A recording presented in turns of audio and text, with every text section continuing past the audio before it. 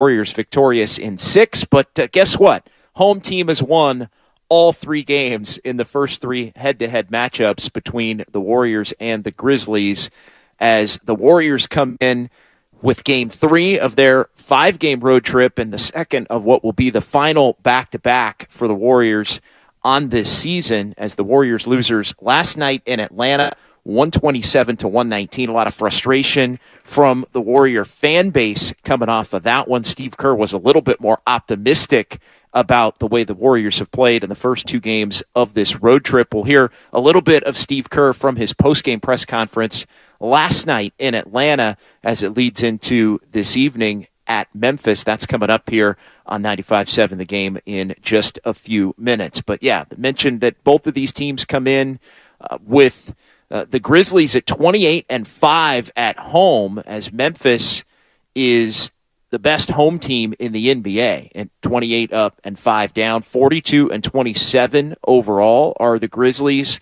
and the Warriors obviously coming in as one of the worst road teams in the NBA. Only the Houston Rockets and the San Antonio Spurs come in worse. Rockets at 6-28, the Spurs at 6-27. The Warriors come in at now 7-28 with 6 games to go on the road, 11 games to go overall, with the Warriors coming into play in this one at 36-35. Again, tonight's game in Memphis, and then Monday at Houston. Rockets have been playing better basketball all of a sudden, as they are 18-52, but they've won 3 in a row, and they beat the Pelicans last night with some late game heroics.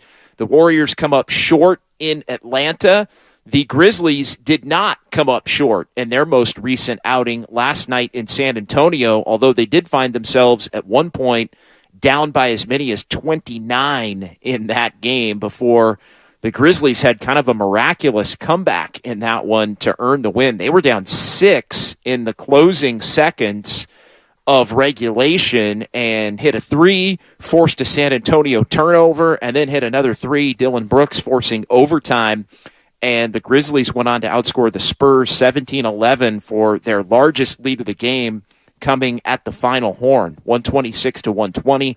The final in that one as they won in San Antonio. So both of these teams on the second of a back-to-back, and the Grizzlies having to work awfully hard to come back and earn that win from 29 down on the road. They trailed big time early by 9 after 1, by 23 at the half before rallying, and it looked like that rally was still going to come up short, if not for the heroics in the final 20 seconds, really, of regulation for the Grizzlies, as they were able to beat the Spurs. Again, their record comes in at 42-27. Grizzlies really at this point are a team that's battling for, are they going to be the 2 seed or are they going to be the 3 seed in the Western Conference playoff race? Tied with the Kings, both the Kings and the Grizzlies set to play this afternoon. The Kings are going to play in Washington, D.C. at the same time the Warriors and Grizzlies are tipping off this one. Both those teams at 42-27. Kings have the tiebreaker with a better conference record at this point. And how does that relate to the Warriors? Well, the Warriors currently find themselves as the 7 seed after spending the better part of the last week and a half as the 6 seed in the West. And the Warriors tied with Dallas 36-35. Mavs with a buzzer-beating victory last night in Los Angeles. Maxi Kleber with a 3 to put the Mavs from down 2 to up 1 at the final horn. Mavs have the advantage over the Warriors right now via a conference tiebreaker, although these two teams going to play each other, the Mavs and Warriors, on Wednesday in what will be the finale of this 5-game road trip for the Warriors. So a lot on the line, as there is a lot on the line every single night. But if the Warriors do wind up 7, that obviously puts them in the play-in tournament where they'd have to earn their spot. Currently, they'd play Minnesota with the Warriors in that play-in tournament. And Anthony Edwards, the Timberwolves, they lost in overtime last night and got some bad news on Edwards, who came up with an injury early on in that game in Chicago. And so he's going to be out now for an extended period with only 3 weeks to go between now and the end of the regular season. So Minnesota becomes a team who instantaneously, with Karl Anthony Towns already having been out for them, now they're in an emergency situation where they're only a game clear of being completely on the outside looking in while currently holding that 8 spot. But what it all comes down to is if the Warriors were 7th, they'd have a shot at playing Memphis. If they wind up being 6th, they'd have a shot at playing Memphis in the first round of the playoffs, depending upon whether the play-in tournament factors into it or not. And it's looking like, at least at this point, the most likely opponents, should the Warriors make it, of course, the Warriors are going to have to make it, and that means they're going to have to play and win some road games here that they haven't been able to come up with over the last month and a half. But yeah, Warriors currently 7th, Memphis currently 3rd, but these teams both battling for playoff positioning in their own right, as the Warriors, of course, coming off of their 10th consecutive road loss, a season high and longest streak in 3 years on the road for the Warriors, as they lost last night, their 10th straight on the road. And the Warriors, you got to go all the way back to before the All-Star break and February 11th. So 5 weeks ago today, the night before the Super Bowl, the home team has won every single game that the Warriors have played, going all the way back to February 11th with the 10-game road losing streak, the now 8-game home winning streak mixed in there. It's 18 consecutive games, Warriors home and away, where they've won every single one of them at home, and they've lost every single one of them on the road. We'll see if the Warriors can't get off the schneid a little bit tonight in Memphis, a place that has not been kind as a whole to the Warriors here these last couple of years, although the Warriors did get their biggest win of that playoff series against Memphis, going back to Game 1 of that Western Conference semifinal series, and that was all they needed. They won Game 1. They didn't get Game 2 or 5 in Memphis, but they won all the home games in that series, and ultimately that was enough for the Warriors to prevail and win that series last spring, 4-2. All right, it is Warriors Live, sponsored by Xfinity Internet, better streaming, Flex 4K device, voice remote, and Peacock Premium, all at no extra cost, no strings attached. It's John Dickinson with you here on 95.7 The Game, as the Warriors and the Grizzlies set to go. Warriors Game 3 of the 5-game road trip, and again, looking to win for the first time on the road since January 30th, when they won in Oklahoma City, as the Warriors last night falling in Atlanta as they dropped that one by a final score of 127 to 119. Tough one for the Warriors in that one, as they got off to a 16-4 lead, but then trailed 39-31 with the Hawks getting hot from 3. The Warriors were obliterating Atlanta in the paint, but maybe settled for too many threes on a night where the 3-ball wasn't falling for Golden State, just 11 of 40 from three-point range in that game last night, and some bad shots, some turnovers early, and just every time it looked like the Warriors were going to be able to put a hold on that game, they were unable to do it, and it felt like the Hawks were just able to come up with a big play, or the Warriors weren't able to come up with enough big plays at different points of that game to be able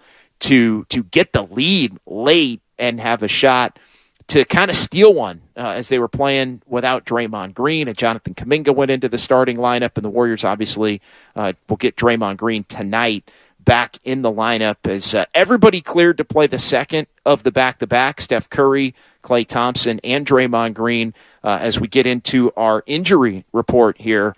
Our injury report, as always, brought to you by Boxer and Gerson, Northern California's premier workers' compensation law firm, helping injured workers get their lives back for over 40 years. For more info, visit boxerlaw.com. And yeah, the big three cleared to go in this one, and Draymond Green not playing last night due to the league suspension for picking up his 16th technical foul.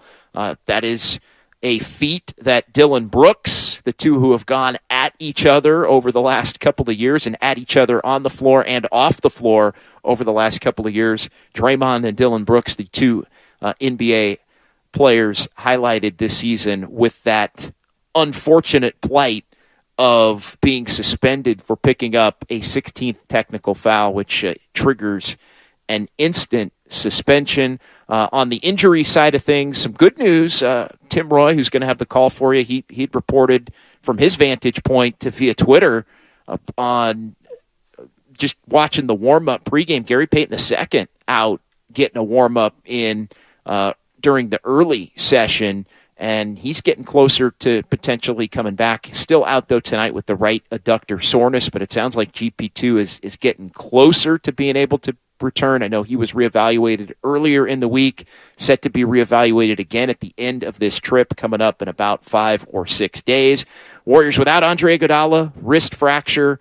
Of course, Andrew Wiggins due to the personal reasons, and Ryan Rollins due to foot surgery. Jonathan Kuminga did show up on the injury report with right ankle soreness, but he should be good to go, according to Steve Kerr in this afternoon's pregame press conference. So good news there. The Warriors able to get Draymond back in the starting lineup. I would imagine with Steph and Clay, Dante DiVincenzo for Wiggins, Draymond, and then Kevon Looney for the Warriors. And how about Kevon Looney and the game that Kevon Looney had last night? A regular season career high 18 points for Kevon, as he did have 21 in the playoffs. But Kevon Looney, 18 points in the game last night for the Warriors to go with 16 rebounds and 4 block shots. Kevon Looney was all over the place last night and an offensive threat, and always somebody that is key for the Warriors in this matchup against the Memphis Grizzlies, with some of the bigs that the Grizzlies can put out on the floor. And so the Warriors bench with Kevon and Draymond in there on the front line. You look at the Warriors bench, and Golden State now able to have Jordan Poole off the bench. Poole's got to play much better than he did last night, and that he has played as of late for the Warriors. Really, really problematic. The defense that has been well chronicled, the struggles of Jordan Poole defensively that have been well chronicled. But yeah, as you look at this thing, JaMychal Green, of course, a member of that Warriors bench unit. Now Kuminga can slide back in there with Anthony Lamb as well, after Anthony Lamb was signed to that 15th roster spot. Grizzlies side of things, before we hear a little bit from Steve Kerr on that Boxer and Gerson injury report. Steven Adams has been out for almost 2 months with the right knee PCL sprain. He remains out. Ja Morant, in what has now been converted to a league suspension for 8 games. This is the final game of the 8 in which Ja, with the incident involving the gun picture that was flashed on Instagram, which has kept him out. He is eligible to return on Monday, although it's been reported that he will not return Monday based on the fact that he's ramping up his return to play because he had not been on the court during his time where he had been dealing with the league and some of the issues that came from a couple of different instances, including the one in Colorado. So he is out with the league suspension. Left Achilles tear for Brandon Clark, as well as Zaire Williams is on a G League assignment. So that, your injury report, brought to you by Boxer and Gerson here on 95.7 The Game. All right, let's go ahead and hear a couple of minutes of Steve Kerr. Tough night for the Warriors last night in Atlanta as Steve addressed the media. I want to give everybody who's a late night Friday with the holiday and everything going on just a chance to hear Steve Kerr's thoughts, and Kerr still remaining optimistic about the Warriors, really in both of these first 2 losses on the trip as they try and play the second of the back-to-back. So here's a little bit of the head coach from last night. To really hot start for those. What caused that? 14-4 out of the gate. We looked great, and then we started turning it over, and their transition was hurting us. So that was the problem the last 8 minutes of the first quarter or so. And then we settled down after that, did a better job of handling their transition, taking care of the ball. Proud of our guys' effort. We had our chances. We had several shots in the last couple minutes to take the lead and just couldn't get anything to go. But love the effort, love the energy. These guys are fighting, and I believe in them. I believe something good's going to happen with this group. We just got to keep fighting and keep moving forward. Did you like the shots left down the stretch? Yeah. We get Steph and Clay shooting threes. We'll live with that all the time. I think Dante had a good look as well. We had a couple of tough plays, but I think we had a couple turnovers down the stretch as well. And we had a couple plays that we'd like to have back, but you can always say that at the end of every game. So main thing is we keep plugging away, and we're on to Memphis tonight and another game tomorrow night. How is your Reds 10th straight road loss. I mean, how much road issues do you guys had all season? Is it like mental? It's not mental. I think we're competing. We're playing pretty well. I thought we've played pretty well tonight and in LA for much of that Clipper game. But it's hard to win on the road in this league. So just not getting it done. Coach, Jason Kerr recently talked about how the playoffs start. Two games before the playoffs. Coach, there's 2 seasons in the NBA. You get the regular season, then you get a blank space and you get ready to go. But you got to get there. That's the whole thing. You got to get yourselves to the playoffs, and every season's different. Some years you're fighting for seeding, home court. This year we're fighting to get in, and it's just based on circumstances. So, that's why I believe in this group. I've watched these guys win championships. I know what's in their heart. I know the level of competition and focus that they can reach come playoff time. So we've got to just keep fighting and keep plugging away and try to get healthy. And in the meantime, just keep moving ahead. You play on certain teams that when you were heading into the playoffs, you all might have been 100% or been at that level where you wanted to be. But once you got in the playoffs, you all were able to turn around because of experience. Mm-hmm. When you look at this team, you got some new players that's coming in.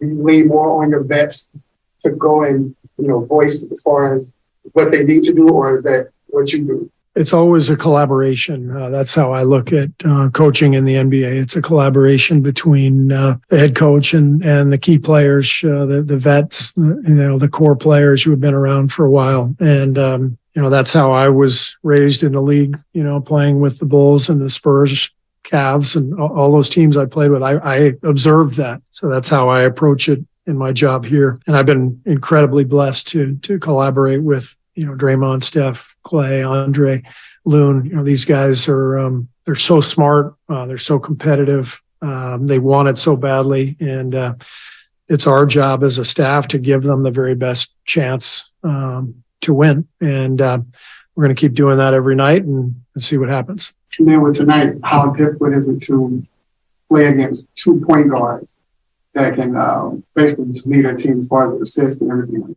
that? Yeah, Trey and DeJounte are both great players, and it was a hell of a game. It's a great game. We came up short, but I thought we battled. I thought our guys executed for quite a bit of the game. Again, the turnovers, 17 of them led to 21 points. In the end, that's kind of the difference when you look at the box score, but can't fault the effort.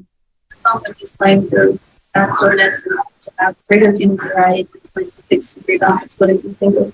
Loon brings it every night, and he's going to battle. He's going to be out there, defending and rebounding and setting screens and making the little plays. And Loon's fantastic.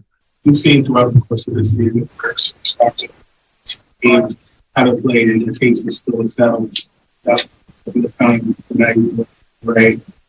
Last season, you were without Clay. I guess as a head coach, what do you see? What have you learned throughout the course of this season, particularly? Every year's different. I think this year we've been battling, trying to put together the right lineup combinations based on who's available, who's not. We're mixing and matching quite a bit. We've had a lot of different starting lineups, and that's that's part of the deal. It's every team has their own challenges, and I love the guys on this team. I love the fight they've got, and I know it's been a slog. It's been a struggle on the road, but like I said, I believe in them, and I really think that a lot of good is coming our way down the stretch. But we gotta get there. All right, so Steve Kerr there, the head coach of the Warriors, still trying to keep it positive, saying that this team is fighting and thinks that some good things are coming if they continue to play with the effort and intensity that they have over the course of these first 2 games. Now, tonight figures to be a different type of a matchup. And yes, the Grizzlies come in and they're shorthanded, not having John Morant, but the group that played in this last game against the Warriors going back a week and a half ago, from Tyus Jones to Desmond Bain, Dylan Brooks, Jaren Jackson Jr., Xavier Tillman as well. I mean, that group got off to a 48-28 lead against the Warriors into the first quarter. Don't think we'll see Steve Kerr start small against this Grizzlies team the way he did going back a week and a half ago, then said after the game that he thought he got a little too cute in that one, as he had started Jordan Poole with Steph and Clay and DiVincenzo, that 4-guard lineup that really didn't play well. And a couple of different points of that game as the Warriors ended up getting blown out by 20 in the first quarter, by 15 in the fourth quarter, and ended up losing a game where they never led at 131-110. But yeah, Steve Kerr happy with the shot selection. I think this team's got to be a little more cognizant of when they're making hay on the interior, and the fact that they're just not quite as good as they've been in the past and can't quite take as many bad shots, although it's hard to say that any three-pointer that's taken by Steph Curry or Klay Thompson is a bad shot with the historically great backcourt that they are in NBA history. But yeah, there were some really bad plays and turnovers and just shake your head stuff at different points of the game last night when the Warriors were just about to have an opportunity to really grab hold of the game. But eventually you got to get one of these if you're going to qualify. And I know, you know, that was the one thing Steve Kerr said, you got to get to the playoffs. And then once you do, you can kind of hit the reset button. I think this team's hoping that they're going to be a little bit healthier and more whole like they were last year among their top 6, 7, 8 going into the playoffs, and that they can make a run at that point. And we'll see. Could wind up being, when the playoffs begin, assuming the Warriors are there 4 weeks from today, maybe these two teams right back in this same building at FedEx Forum, where they will go at it in this one tonight. All right, final minute, Warriors Live here on 95.7 The Game. Sponsored by Xfinity Internet, better streaming, Flex 4K device, voice remote, and Peacock Premium, all at no extra cost, no strings attached. John Dickinson here for another minute. Join me after the ball game as I'll have Warriors wrap-up for you, taking your phone calls at 888-957-9570. Let's get to who will take it to the bank. Sponsored by Fremont Bank, full-service banking, no compromises. And, yeah, get off to a good start in this one. I know it started off well early, but then Warriors were still down big and gave up 39 points in the first quarter, but it's got to be better than 48-28. Grizzlies should be the tireder team. The Warriors getting Draymond back off of not playing last night. And the Warriors, I think, have to use the overtime effort and coming back from 29 against the Grizzlies in this one. So that's how they take it to the bank. Sponsored by Fremont Bank, full-service banking, no compromises. All right, we'll talk to you after the ball game. But Tim and Jim, they've got the call, and it's all coming up from Memphis right here in your home for Warriors basketball. It's 95.7 The Game. People who come to Cricket stay with Cricket, just like our customer, Michelle. As an entrepreneur, every day is different. My phone bill from Cricket, on the other hand, always stays the same. Without surprises, hidden fees, or annual contracts, I can work worry-free. That's Michelle, everybody, doing business like a boss. Smile, you're on Cricket. Real customer, paid for testimonial. See cricketwireless.com for details. Ray Magliozzi here for eBay Motors. Okay, easy now. You're teaching your kid how to parallel park. Ouch! Turns out he likes to do it by feel. Don't worry, eBay Motors has bumpers, trunk lids, license